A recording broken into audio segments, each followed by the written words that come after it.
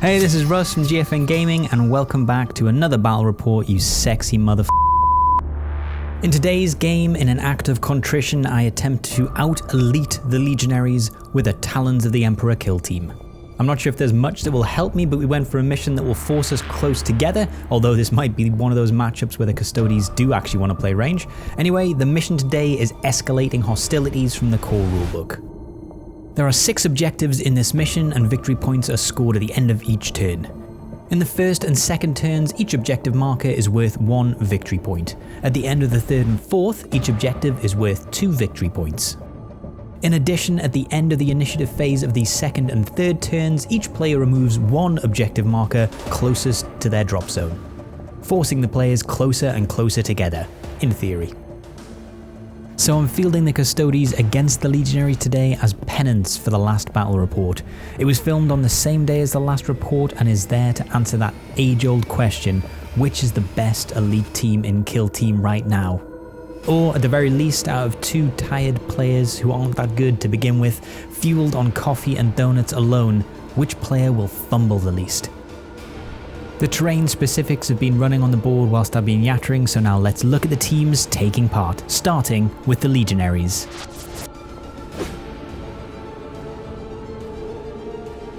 Leading the Legionaries will be the Chosen Legionary. He's going to be armed with a plasma pistol and a demon sword, and he's also got warded armour. He's going to be Mark of TZEENTCH for this battle.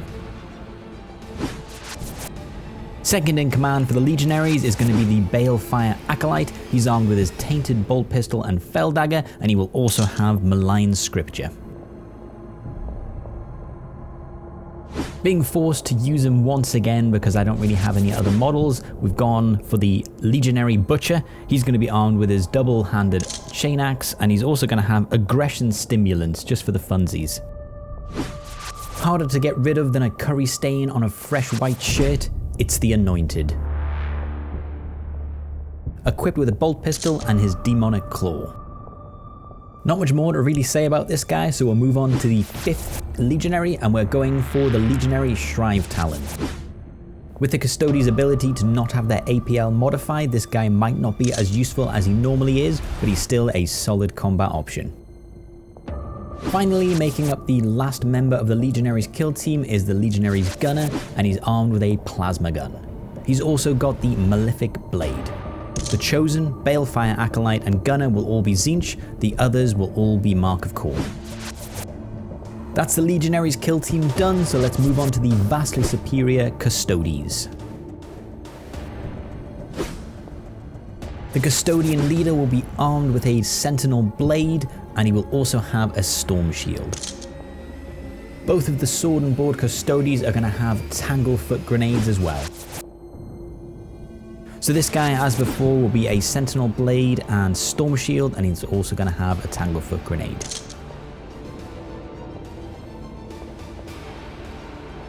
So rounding off the Talons of the Emperor kill team will be 2 further Custodians, and they're going to be armed with Guardian Spears. They're also going to be both equipped with Misericordias. Those are the kill teams taking part. Let's start the game.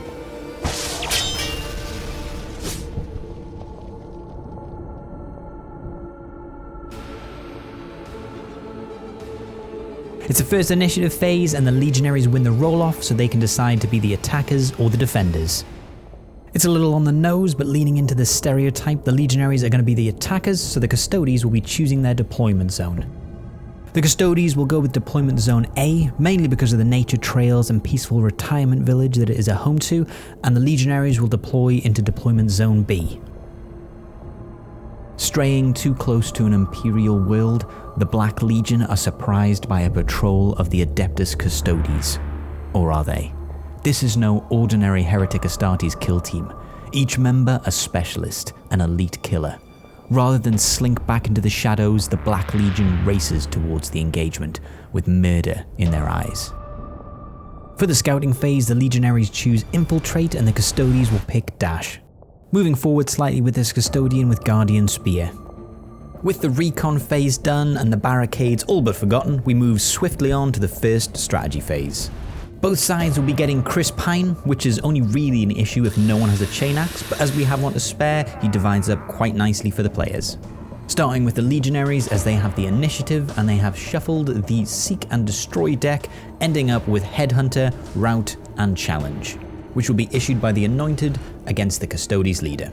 Also picking from the Seek and Destroy deck, and the Custodes have Execution, also Headhunter and Deadly Marksman. And I'm picking this Custodes with Guardian Spear to be my marksman.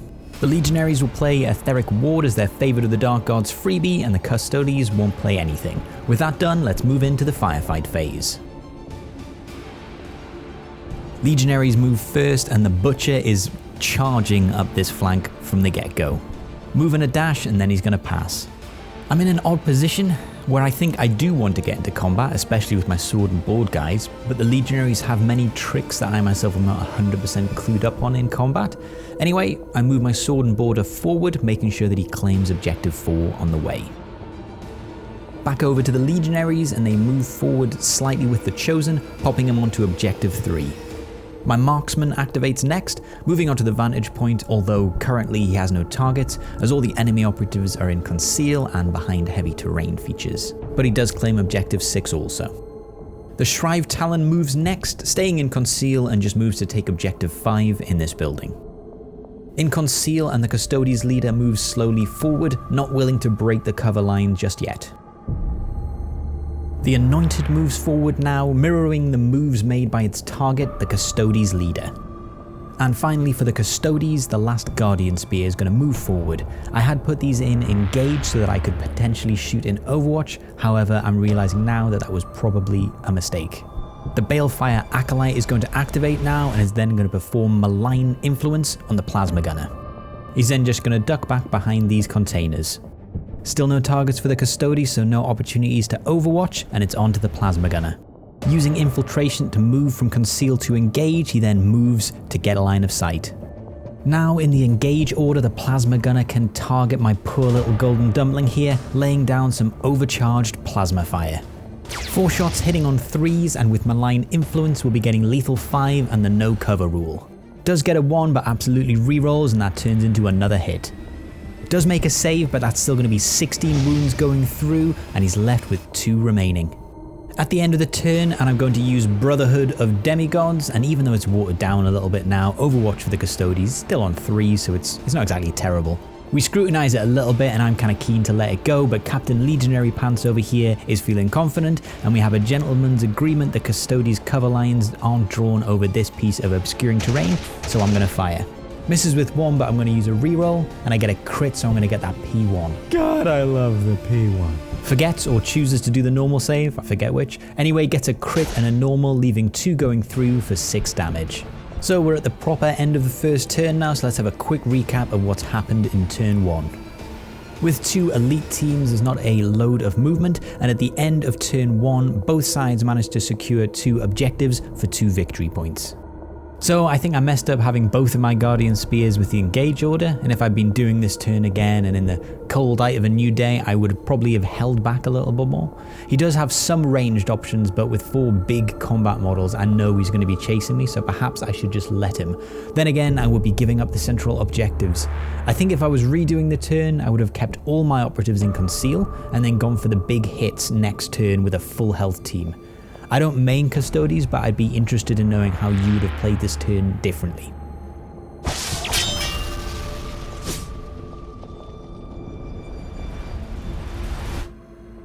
Moving into turning point 2, and the Custodes managed to eke out the initiative advantage, so they'll be going first. As per the mission, these 2 objective markers are taken out of play. Each player then gets 1 confusing platitude. When life closes a door, make lemonade. Custodes kick things off and will play Peerless Warriors, but of course. The Legionaries are just going to use Etheric Ward to get that 4+ invuln, and they don't use anything else. I assume they don't think they'll make combat this turn. They then reveal Rout, which makes me think that they do think they're going to reach combat this turn. I am confused, and maybe that is what my opponent is looking to do. Moving straight into the turn 2 firefight phase now, and the Custodes are going to be going first. It's doubtful he's going to live long enough to do anything of meaning in this game, so the Custodes with Guardian Spear is going to shuffle over here so that he can get line of sight on the plasma gunner that plasmaed him so effectively and shoot with his Guardian Spear. He might be injured, but as a Custodes he doesn't care, so he's still going to be hitting on 2s, getting 2 hits and 1 crit. Goes for the invuln save, but only makes 1 save, decides not to reroll, and just lets the plasma gunner die. With a howl of glee, my opponent slaps me across the face, declaring KHORNE cares not from whence the blood flows, only that it flows. We then take a quick bathroom break, because at the mere mention of the word flow his undersized bladder seized up, and I make us both a nice calming cup of chamomile tea. It was then the Legionary's turn to activate, and the Balefire Acolyte hops up onto this cargo container and targets my weakened Custodes. Channeling the power of the warp itself through his mortal frame, the Balefire Acolyte sends forth demonic energies towards the injured Custodes. 4 attacks with the Fire Blast, hitting on 3s, just getting 2, gonna use a reroll to try and make it a 3rd. And gets another one with the reroll. Custodes drops 1 save, and he's sort of not worth keeping alive now, so I'm just going to let him go. Might have been worth it, but the first time he gets charged, he's just going to be taken out of action anyway. After successfully taking out my injured Custodes, the Balefire Acolyte is then just going to drop down behind cover. It feels like a risky move, but no risk, no reward, and this guy, he's a winner. And as the good book tells us, winners go home and the prom queen. This guy is going to move forward to shoot at the Chosen while still holding Objective 2. Custodes manages to get 1 crit and 3 hits. Chosen takes the invuln save, getting 2 crits and a normal save, leaving just 1 going through, just dealing 3 damage. So I'm out on a limb there, but I'm pretty hardy and I currently hold Objective 2. The Anointed goes full Demon and heads out onto Objective 1, remaining in conceal and keeping the obscuring terrain between it and the Guardian Spear Custodes. Looking to test out his durability by staying on the objective and also pressing towards his challenge target that is the Custodes leader. Borrowing KHORNE's playbook for this one, I move the Custodian guard recklessly forward so that I can target the Anointed, looking to soften him up or if I can get lucky, take him out. Leveling his Guardian Spear at the foul demon spawn ahead of him, the Custodes opens fire. 4 barks of the spear and 4 hits, punching through into the meat of the Anointed. 3 saves are made, however, so only 1 goes through, dealing 3 damage, and the monstrous Legionary shrugs 2 of them off. Shooting a second time with Peerless Warriors, and again all 4 hit but no crit, so there's going to be no P1. 2 armor saves are failed this time, so it's going to be 6 damage going through. 2 feel no pains are made, so that's going to be 4 damage going through, taking it down to 7 wounds remaining. Possibly a little unlucky to have not bracketed the Anointed with 2 rounds of shooting, but it is what it is. We have a house rule due to the fact that I didn't plan any terrain layouts when I made the tiles, that operatives can move past terrain at the edge of the board unless terrain goes up to the edge, even if there's technically not enough space for the full base, and so the Butcher is within charge range now of my Guardian Spear Custodes. I'd be a lot more confident if this was a sword and board Custodes, but with everything clenched, let's roll out this combat. Hitting on 4s means even with Relentless on the charge, the Butcher drops a hit. Doesn't get a crit, but with Wrathful Onslaught he can upgrade a normal one. It's an abysmal roll for the Custodes, missing 2 hits and getting no crits. I spend a CP to go for another hit because with 4 I can parry one of his hits and still have enough attacks left to take him out of action, but with 3 if I parry I'll only be able to wound him with the remaining dice. The Butcher strikes with a crit, first doing 2 mortal wounds with Reap, and then a whopping 7 damage. I then parry, and with some quick maths my opponent realizes I have 15 damage left to deal, and so parries very un-KHORNE-like, and I strike with the remaining 10. And I must admit that went a lot better than I thought it would.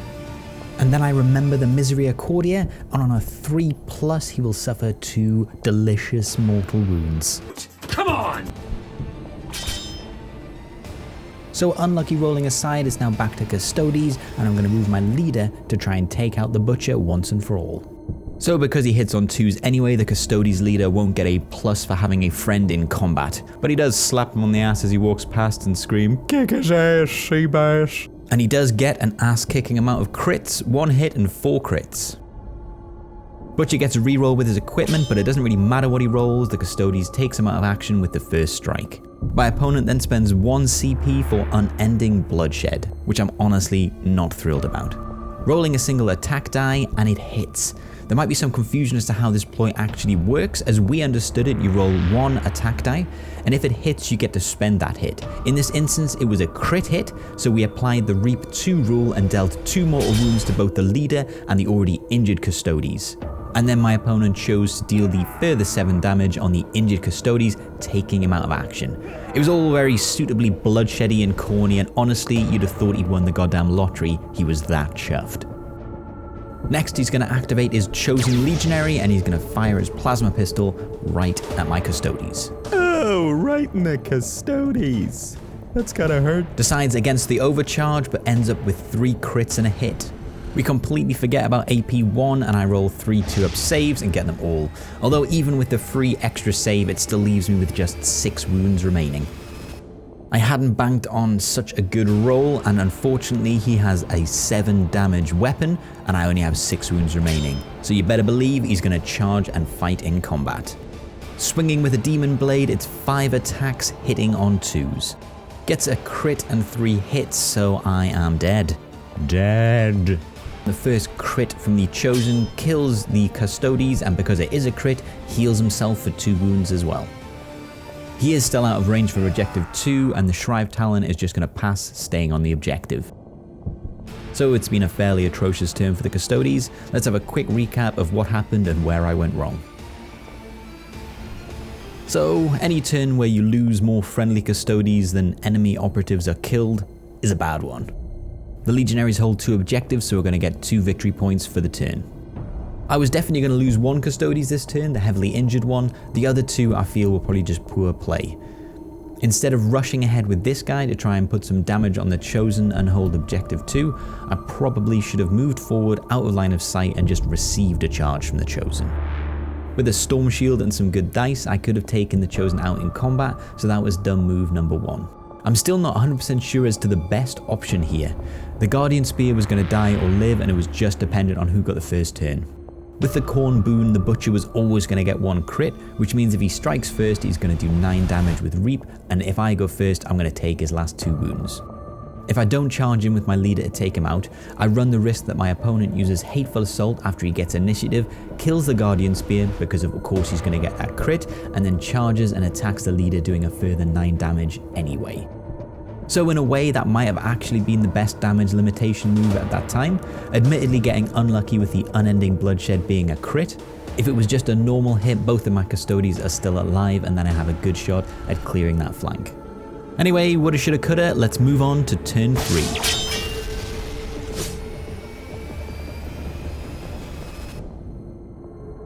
Turn 3 initiative phase, and the Custodians have it, so he will be going first. As per the mission, these objectives are removed. Both sides get a command point as we move into the strategy phase. The Talons of the Emperor with the initiative will go first, and they're going to play Peerless Warriors for 1 command point. The Legionaries, using Favored of the Dark Gods again, are going to get their freebie on Etheric Ward, giving their TZEENTCH operatives a 4+ invuln save. And with that done, we move out of the strategy phase and into the turn 3 firefight phase. Well, what to do, so many options. Annoyingly, I'm just out of pistol range of the Anointed, so I can't just shoot him twice to take the last 7 wounds off him, so I'm just going to charge in and kill him in glorious combat. He is my Custodian's leader, and he will take out this entire kill team on his lonesome. Gets 2 crits and 2 hits with his Sentinel blade. Striking back with his Demonic Claw, the Anointed gets 3 crits and 2 hits, becoming 4 crits with Rending. A strike for 6 damage with the Sentinel blade. The Anointed makes 1 of his Feel No Pain, so has 2 wounds remaining. He then strikes back with a crit of his own for 5 damage. Custodian's leader strikes again for 6 damage with a crit, and he makes 5 Feel No Pain, so he lives with 1 wound, which means he deals another 5 damage. Custodian's leader strikes for 4 damage, and the Anointed just makes 1 save, so he is finally taken out of action. It certainly took more than I thought it would, but the Anointed is finally laid low, and the Custodian's leader has the objective. With the Anointed dead, it means they can no longer score any victory points for challenge. With only 7 wounds remaining now, he's a prime target, and the Balefire Acolyte pops up onto the cargo container to take aim at the Custodian's leader. Looking to hit that sweet double, the Balefire Acolyte will cast Life Siphon on the Custodians to try and heal the last wound on the Chosen while simultaneously killing the Custodians. 5 attacks hitting on 3s and is a bit of a poor showing, just 1 crit and 1 hit. Both are going to need to go through in order to siphon any life. Although it is a bad roll, 1 save is made, so that's just a crit going through for 3 damage and no life is siphoned. Thumbing through his pamphlet of evil deeds, the Balefire Acolyte uses Malign Scripture to attempt another spell. And it goes off, so he casts a Fire Blast. Getting 2 crits and 2 hits, there is no way the Custodians can survive. The 2 crits have Splash taken him down to 2 wounds remaining, and although he makes his saves, 1 crit goes through for 4, taking him out of action. The Legionaries also get 1 victory point for taking out the leader for Headhunter. Doing the rest of the turn as a summary, the Chosen moves on to Objective 2, and the ShriveTalon hops down and moves towards Objective 1, but is unable to make it there at the end of turn 3. Holding 1 objective at the end of turn 3 will grant the Legionaries 2 victory points. No need to play out turn 4, the Chosen will remain on Objective 2, and the ShriveTalon makes it to Objective 1. Holding both objectives at the end of the game will net the Legionaries 4 victory points. I'm not sure by the time turn 3 rolled around I had many options. In order to have a chance with the victory points, I needed to try and claim Objective 1. However, due to losses in turn 2, I never really thought I could win it. And if truth be told, it was pretty clear to me that I was going to lose the game when my opponent pointed at the Custodians and said, "Can we try them next?" If you are a Custodians player and you can shed some light onto some better tactical plays that I could have used, please feel free to do so in the comments. I don't play Custodians a lot, but I do think they're still a very fun team to use. Anyway, thanks for watching, please remember to like and subscribe, and I'll see you in the next video.